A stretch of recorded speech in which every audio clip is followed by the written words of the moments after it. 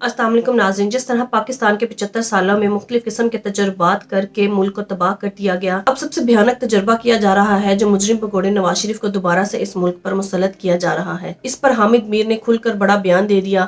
آئیے پہلے ان کی گفتگو سنتے ہیں، پھر اس پر بات کرتے ہیں۔ آپ جانتے ہیں کہ آج کل پاکستان میں ایک پرانا پولیٹیکل ایکسپیریمنٹ کچھ نئے انداز میں کچھ نئے چہروں کے ساتھ کرنے کی کوشش کی جا رہی ہے، اور یہ نیا پولیٹیکل ایکسپیریمنٹ کیا ہے اس کے بارے میں سب کو پتا ہے، یہ کوئی سیکرٹ نہیں ہے۔ اب جناب آیا 2023 اور 2024 میں ہم ایک اور الیکشن کی طرف بڑھنے والے ہیں۔ ایک دفعہ پھر ایک پارٹی، اس کے بارے میں یہ ایک تاثر قائم کر دیا گیا کہ یہ پارٹی ہے جی جس نے اقتدار میں آنا ہے، اور جو الیکٹیبلز ہیں وہ اپنی اپنی پارٹیاں چھوڑ کے اس پارٹی کی طرف آ رہے ہیں، اس پارٹی میں جوائننگ دے رہے ہیں۔ اور اب 2024 کے الیکشن کے بعد جس آدمی کے بارے میں سب کو یہ تاثر دیا جا رہا ہے کہ جی یہ ہے نیکسٹ پرائم منسٹر، وہ جیل میں بھی تھا، پھر وہ جلا وطن بھی ہو گیا، پھر پاکستان واپس بھی آ گیا، اور اب وہ عدالت سے ضمانت پہ ہے۔ میں نام نہیں لے رہا، آپ کو سب پتہ ہے۔ اور میرا مقصد کسی ایک پولیٹیکل پارٹی پہ تنقید کرنا اور کسی دوسری پولیٹیکل پارٹی کی تعریف کرنا نہیں ہے۔ جو اب ہو رہا ہے 5 سال کے بعد، یہ ایک دفعہ پھر پرانی غلطی کو دہرایا جا رہا ہے، اور ہم ایک دفعہ پھر کہہ رہے ہیں یہ غلط ہو رہا ہے۔ اور اس مرتبہ یہ جو غلطی ہو رہی ہے نا، اس کا اندازہ آپ کو 3 یا 4 سال کے بعد نہیں ہوگا، 1.5-2 سال کے بعد ہی ہو جائے گا۔ سوچ رہے ہوں گے کہ جناب یہ میں کس بنیاد پہ یہ بات کر رہا ہوں۔ دیکھیں، یہ جو ہوتی ہیں نا جبری نااہلیاں اور پابندیاں، یہ کسی مسئلے کا حل نہیں ہوتی۔ پاکستان میں اگر ہم جبری نااہلیوں اور پابندیوں کی تاریخ کا جائزہ لیں تو یہ پتہ چلتا ہے کہ جو بھی پاکستان کے آئین کو اپنے بوٹ کی نوک پہ لکھتا ہے اور آئین کو پامال کر کے کسی کو جبری طور پہ نااہل کر دیتا ہے، کسی پر پابندی لگا دیتا ہے، وقتی طور پہ تو یہی سمجھتا ہے کہ وہ پاکستان کی بڑی خدمت کر رہا ہے، لیکن دراصل وہ پاکستان کو بہت نقصان پہنچا رہا ہوتا ہے۔ اور جن لوگوں کو ڈسکوالیفائی کیا جاتا ہے، جبری طور پہ نااہل کیا جاتا ہے، وہ دوبارہ واپس آ جاتے ہیں۔ تو اب یہ کوئی مشکل نہیں ہے، کوئی راکٹ سائنس نہیں ہے، صرف اس کے لیے آپ کو تھوڑی سی پاکستان کی تاریخ کا جائزہ لینا، اور یہ بڑی ہماری انٹرسٹنگ تاریخ ہے کہ اب 2023 میں اگر آپ کو یہ کہہ رہا ہوں کہ اب آپ جس کو ڈسکوالیفائی کرنے جا رہے ہیں اور آپ اگر کسی پر پابندی لگانے کا منصوبہ بنا رہے ہیں تو یہ ناکام ہو جائے گا۔ اس کی وجہ کیا ہے؟ پاکستان کی تاریخ، پاکستان کی وہ تاریخ جس سے ہمارے جو صاحبان اختیار ہیں، جن کے پاس طاقت ہوتی ہے، وہ سبق نہیں سی۔ یہ جو ڈسکوالیفیکیشن ہے نا، اس کا سلسلہ پاکستان بننے کے فوراً بعد ہی جو پاکستان کی فاؤنڈر پارٹی تھی نا، مسلم لیگ، اس نے پاکستان بننے کے فوراً بعد شروع کر دیا تھا۔ اور جو اس وقت ہمارے پہلے پرائم منسٹر تھے لیاقت علی خان صاحب، تو وہ ایک قانون لے کے آئے تھے، پروڈا کے قانون کے تحت انہوں نے سب سے پہلے جو سندھ کے چیف منسٹر تھے ایوب کھوڑو صاحب، ان کو ڈسکوالیفائی کیا۔ ان کا تعلق مسلم لیگ سے تھا، اور سندھ وہ صوبہ تھا جس نے سب سے پہلے پاکستان کے حق میں قرارداد منظور کی۔ کوئی خیال نہیں کیا لیاقت علی خان صاحب نے، اور ایوب کھوڑو کو انہوں نے ڈسکوالیفائی کروا دیا۔ اور پھر ایوب کھوڑو صاحب نے شریف الدین پیرزادہ صاحب کو اپنا وکیل بنایا، اور وہ جو ان کو ڈسکوالیفیکیشن کا سامنا کرنا پڑا تھا، وہ عدالت کے ذریعے ڈسکوالیفیکیشن ختم ہو گئی، اور ایوب کھوڑو صاحب دوبارہ سندھ کے چیف منسٹر بن گئے، اور پھر انہوں نے اپنے سیاسی مخالفین کے خلاف وہی پروڈا کا قانون استعمال کیا۔ اچھا، یہ صرف سندھ میں نہیں ہوا، پنجاب کے چیف منسٹر تھے افتخار ممدوٹ صاحب، ان کے بھی لیاقت علی خان صاحب خلاف تھے، ان پہ بھی پروڈا لگا دیا، ان کو بھی ڈسکوالیفائی کر دیا۔ افتخار ممدوٹ صاحب کا مقدمہ کس نے لڑا؟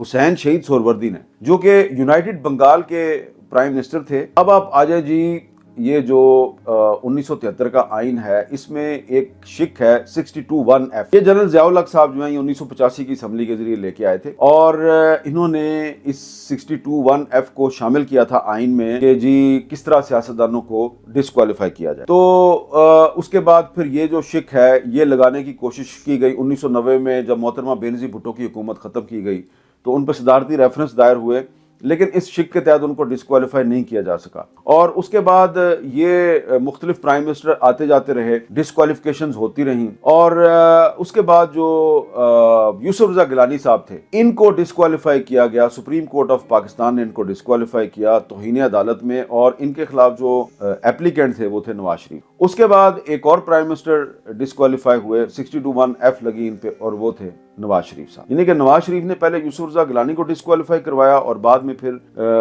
پاناما کیس میں نواز شریف صاحب کو سپریم کورٹ نے 62(1)F لگا کے ڈسکوالیفائی کر دیا۔ اور اس کے بعد پچھلے سال آپ کو پتا ہے کہ الیکشن کمیشن آف پاکستان نے عمران خان صاحب کو بھی डिस्क्वालीफाई किया, और अब एक दफ़ा फिर इमरान खान साहब के बारे में कहा जा रहा है कि ये डिस्क्वालीफाई हो जाएंगे और ये आइंदा इलेक्शन में हिस्सा नहीं ले सकेंगे। पाकिस्तान की जो सियासी तारीख हमें क्या बताती है, आपने अपने 3 प्राइम मिनिस्टर जो हैं वो कत्ल करवा दिए और 4 प्राइम मिनिस्टर आपने डिस्क्वालीफाई किए। कत्ल होने वाले कौन कौन है? सबसे पहले लियाकत अली खान, उसके बाद जुल्फकार अली भुट्टो का एक जुडिशल मर्डर होता है, और फिर मोहतरमा बेनज़ीर भुट्टो उनका भी मर्डर होता है। डिस्क्वालीफाई आपने किस किस को किया? आपने हुसैन शहीद सोहरावर्दी साहब को डिस्क्वालीफाई किया, जो कि बंगाल के बहुत एक रिस्पेक्टेबल और इंतहाई काबिल एहतराम सियासतदान थे।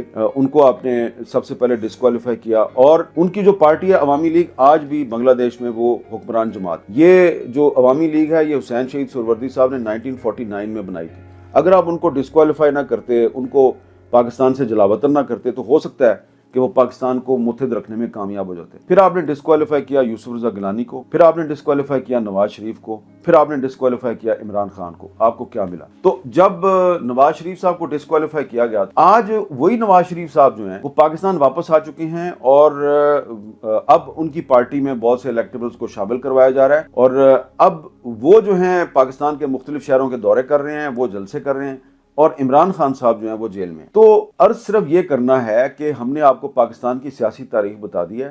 सबसे पहले पाकिस्तान में अयूब खोड़ो को डिस्क्वालीफाई किया, लेकिन वो डिस्क्वालिफिकेशन खत्म हो गई, और जो आखिरी पाकिस्तान के प्राइम मिनिस्टर थे जिनको डिस्क्वालीफाई किया गया वो नवाज शरीफ साहब थे, और उनकी भी डिस्क्वालिफिकेशन जो है वो अब खत्म हो चुकी है। और अब आपने दोबारा करना है डिस्क्वालीफाई इमरान खान साहब को, और 2.5 साल बाद, 3 साल के बाद आप रियलाइज करेंगे कि ये जो एक्सपेरिमेंट किया जा रहा है अब अगले इलेक्शन में फेल हो जाएगा, और इसके नतायज भी बहुत संगीन होंगे। इसलिए अर्ज सिर्फ ये करना है कि पाकिस्तान में हमारे पास जो एक सियासी तारीख अवेलेबल है, किताबों की सूरत में मौजूद है, उसके बहुत से किरदार अभी तक जिंदा हैं। वो सारे किरदार जो हैं वो अपनी अपनी जो उन्होंने माजी में गलतियां की हैं उनसे सबक सीखने की कोशिश करें, ना कि अपनी गलतियां दोहराते जाएं। अब जिस तरीके से 2024 के इलेक्शन को मैनिपुलेट करके, और पहले से ही सबको पता है कि किसको प्राइम मिनिस्टर बनाना है, तो ये दोबारा गलती की जा रही है, और 2023 में पता है कि ये जो 2024 में गलत काम होने वाला है इसका बुरा अंजाम है। तो इसको माइंड ना करें, बुरा ना मनाएं। ये जो हमने गुस्ताखाना गुफ्तगू की है, सिर्फ अर्ज ये करना है कि पाकिस्तान में एक आइन भी है, और जो भी इस आइन की खिलाफ वर्जी करेगा, इस आइन को अपने बूटों तले रौंदेगा, उसका मुकद्दर जो है ना, आपको अच्छा लगे या बुरा लगे, उसका मुकद्दर जो है वो रुसवाई है। नाज़रीन, पाकिस्तान की तारीख में किस तरह बड़े से बड़े लीडर्स को कत्ल करवा दिया गया या डिस्क्वालीफाई करवा दिया गया, और इस तरह के कितने ही तजुर्बात किए गए, जिससे पाकिस्तान की सियासत कमजोर से कमजोर तर होती चली गई, और जमहूरियत भी कमजोर होती गई, ताकि इस्टेब्लिशमेंट अपने मन मर्जी के फैसले करके इस मुल्क पर मुसल्लत कर सके। जाहिर सी बात है, जिस मुल्क में सियासत और जमहूरियत मजबूत होगी, वहाँ की आमरीयत को अपनी हदूद में या लिमिट्स में रहकर काम करना पड़ेगा, और जमहूरियत के मजबूत होने से कानून की हुक्मरानी भी मजबूत होती है। नाज़रीन, यही वजह है कि पाकिस्तान के मुक़्तदर हल्के अपने असर और रसूख को बरकरार रखना चाहते हैं, ताकि वो अपनी मनमर्जी के फैसले कर सके, और इसी की वजह से सियासत को फलने फूलने नहीं दिया गया। नाज़रीन, ये वही मुल्क है जो इस खित्ते में सबसे आगे जा रहा था, लेकिन अब बदकिस्मती है कि यही मुल्क अब इस खित्ते में एक सबसे ज्यादा इकोनॉमिक क्राइसिस से दो चार है, और इन सब के जिम्मेदार वो मुक़्तदर हल्के हैं जो अपने असर और रसूख को बरकरार रखने के लिए सियासत और जमहूरियत को कमजोर बनाना चाहते थे, ताकि वो अपनी मनमर्जी के फैसले मुसल्लत कर सकें। लेकिन इनकी ख्वाहिशात और अयाशियों की वजह से जो करोड़ों लोगों को भूख का सामना है, आज ये दिन आन पड़ा है कि पाकिस्तान की ज्यादातर आबादी भूख से इतनी तंग है, उन्हें लगता है कि क़यामत का दिन अभी से शुरू हो चुका है। नाज़रीन, आपकी इस बारे में क्या राय है? कमेंट में जरूर बताइएगा। अगली वीडियो में मिलते हैं, तब तक के लिए अल्लाह हाफिज।